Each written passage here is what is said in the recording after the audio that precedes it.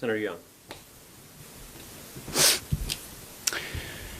President Biden, Vice President Harris, my colleagues on the other side of the aisle in the United States Senate and House of Representatives, secure the border, enforce the laws of the land, keep the American people safe and secure during a global pandemic and during a heightened risk of terrorism, do the right thing, show some leadership.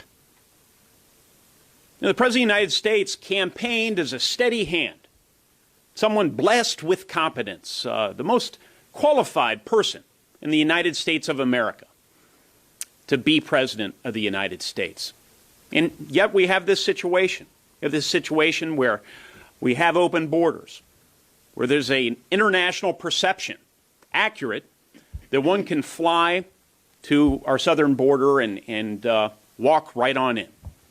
There's also a growing perception that Democrats in Congress, as so many have advocated, just might slip an amnesty provision into a partisan reconciliation bill. Listen, it's time for leadership. I will be fighting, my colleagues will be fighting hammer and tongue against this complete abdication of leadership moving forward. I visited the border in May, and I was just struck by the human dimension to all of this. Young children filing out of cars, escorted by coyotes, walking a couple of hundred meters from Mexico into gaps in the border wall where they were humanely apprehended by our brave Border Patrol agents. And others, of course, are not discovered, and they just blend into our society.